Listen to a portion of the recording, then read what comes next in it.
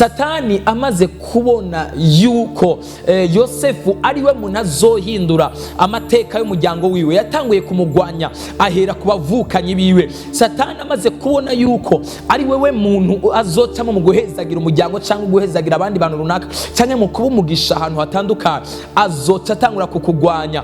Mwene data rero, nimba uri umuntu ugwanywa urondegwa cyane, ntugire ubwoba. Gwana intambara yo gukomera no kwikomeza Yosefu.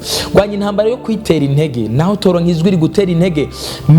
Motivate yourself, imotive, itera intege, ishigikiye. Wiremesha wisunze umwami Yesu nkuko Dawidi yiremesha yisunze umwami Kristo Yesu. Mwene data, umuryango wawe uragukeneye. Noneho Yosefu ararondegwa, aragwanywa. Imana idutabare kandi dufashe cyane. Yesu adufashe kandi Yesu adutabare.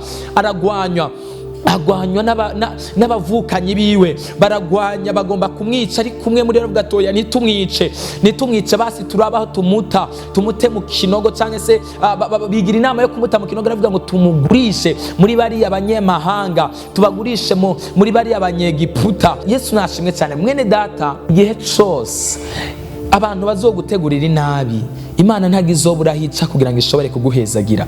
Igihe cyose abantu bazoguvuga nabi, bategura kukwica, bategura gucafuza, bategura kukugirira nabi, Imana ntizobura hica mu kugutabara.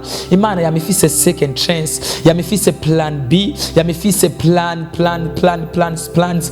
Kuko ijambo ry'Imana rivuga ngo kuko imigambi mbafiseho ari imigambi myiza.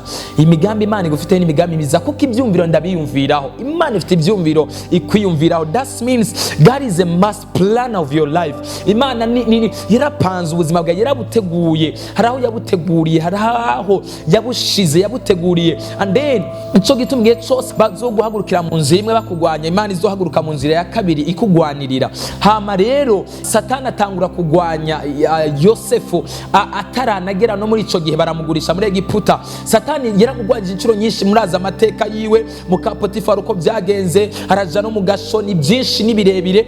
Iyo rero ufise destiny, hari abadayimoni barondera destiny n'intumbere zikomakome. Iyo Satani abona uri umuntu akomakome, aguteza ubugwayi, aguteza amageragezwa, aguteza discouragement, aguteza kudatera imbere, aguteza gucika intege, aguteza gucika ivutu, aguteza kudakomera, aguteza ubwoba, aguhagarika umutima kugira ngo bikunde ahagarika umugambi w'Imana ku buzima bwawe. Ariko nagira ndakubwire ngo komera, ushikame, ubandanye urugendo. Imana igufiseho umugambi mwiza, Imana igomba kugukoresha. Birashoboka yuko kumbura uyu munsi wiravye, uhindukiye wiravye nawe ubwawe ukabona ntukwiriye, waramaze gutakaza umurongo, waramaze kuzimira, waramaze kwibura, waramaze kwitakaza. Wewe ubwawe you are lost. Ntago wewe ubwawe wibona iyuri, ntago wewe ubwawe wibona ahantu uhagaze uyu munsi, waratakaye. Rero hindukira, raba inzitiro zawe zasenyutse, raba inzitiro zawe Satani yatwaye, raba foundation Satani yatwaye, raba amafondation. Hari abantu Satani yagukuyeho, bari kukubera umumaro, bakagusutena, bakakuduza, witwaye nabi, wikomporta nabi, ugira ingeso mbi, kandi wategezwa kugira ingeso nziza. Nibyo muri past, I understand, nibyo muri past and you understand by yourself. Ariko waritwaye nabi muri kahise kawe. Ariko uyu munsi hari amahirwe ya kabiri yo guhindura ubuzima bwawe, hari amahirwe ya kabiri yo kuba mu bundi buzima, hari amahirwe ya kabiri yo guhindurirwa izina, hari amahirwe ya kabiri yo kwinjira mu bindi bihe, hari amahirwe ya kabiri yo gutabagwa, hari amahirwe ya kabiri. Abo tunigana nabo saba inyama n'amaraso. Ntago ari abagabo bagutwara ibyigwa byawe, amashuri yawe. Ntago ari abagabo bagutwara ubuzima bwawe, ntago ari abagabo bagutwara diploma, ntago ari abagabo bagutwara amahoro yawe, ntago ari abagabo bagutwara business yawe, ntago ari abagabo bagutwara umuryango wawe, ntago ari abagabo bagutwara amagara yawe. No, ntago baza ngo bagutware. Abo tunigana nabo saba inyama n'amaso. Ni mwemu mbi zihabwa inkomezi na Satani, zigahabwa inkomezi na Satani, zikarungikwa na Satani ku buzima bwawe, zije kugutera no kugwana intambara yo kuguhagarika. Rero mwene data, gwana intambara yo kwishiraho uburinzi mu buryo bw'amasengesho, kandi uburyo bw'amasengesho bwonyene ntibuhagije. Urakeneye kubaka izindi nzitiro zivuye ku ba destiny helpers, kubera yuko izina ryawe ribi nta muntu akwizera kubera ko ubujyajya bwawe ntabwo uri umwizigirwa, kubera ko utavuga ukuri ntabwo wizewe, kubera yuko ubesha cyane ntabwo wizigirwa. Nibyo byonyine byaragukuye ko icubahiro n'ijambo, nibyo byonyine byaragutandukanyije n'abantu. Uvuga amajambo menshi, witwara uko ushatse, uvuga uko ushatse, uvuga uko ugombye. Imana idutabare kandi igufashe cyane. Yesu nagufashe cyane. Hari ikintu kimwe gitangaje kandi kibabaje, abantu baragugiriye ubwizigirwa, barakwizera, baraguhereza icyizere cyabo. Hari ikintu kandi kibabaje rwose, ugasanga umuntu baramugiriye icyizere, baramujeje ibintu, baramuhaye ibintu, bavuga nti wewe turakuzeje ibi, amafaranga ya naya ibikorwa ibi nibi uzokora uku nuku, uzozohembwa amafaranga ya naya, uzoba mu bikorwa uku nuku.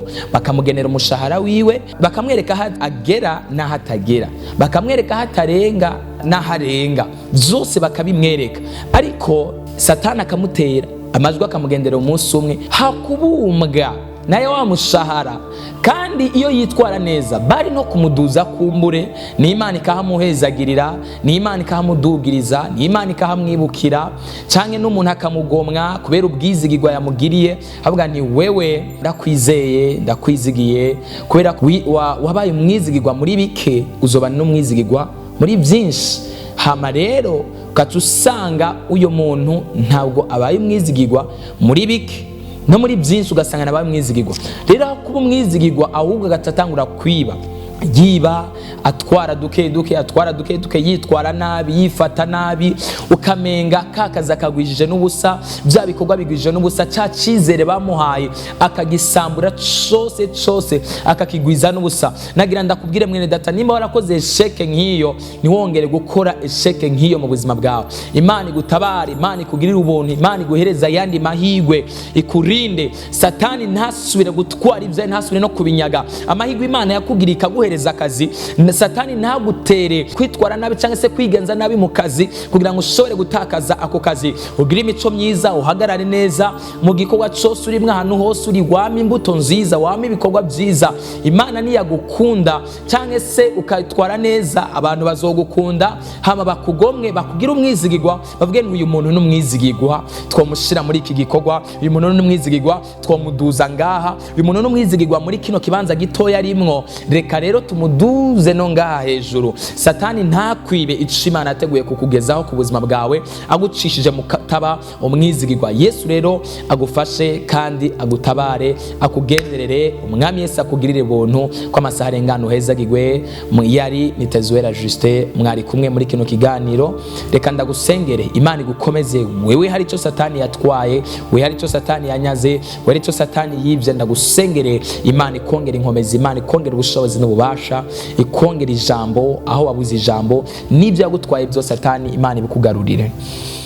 Mana ndamusengeye umwene data, yaratewe n'amajwi ya Satani, yaratewe n'amajwi y'umwansi, yaratewe n'amajwi Satani yaramutwaye, aramunyaga uruvyaro rwiwe, aramunyaga ubuzima bwiwe, aramunyaga ubugingo bwiwe, aramwiba umugisha wiwe, amutera intege nke, amutera gusubira inyuma, amutera kutumvikana n'abandi, amutera kutitwara neza. Satani amutwara nyenyeri y'iterambere, Satani amutwara kutagira amutwara ubwenge, amutera kutagira ubwenge. Mana bimutera gusamara no kutitwara neza, aratakaza amahirwe yategerezwa kugira, amusubiza amahirwe mashasha, usubire kumugirira neza, usubire kumugendera kwa masaha arengana. Ubuntu n'imbabazi n'amahoro n'urukundo vyabiwe kuri yo mu izina rya Yesu Kristo. Amen. Yesu aguhezagire cyane. Ashaka gufyonda subscribe cyangwa s'abone kuri YouTube, kuri page Power of the World, kuri Facebook cyangwa kuri YouTube, kugira ngo nabandi urushirize kuronka ubutumwa bwiza, n'abandi ushirize kubarungikira. Imana igomesha mu izina rya Yesu.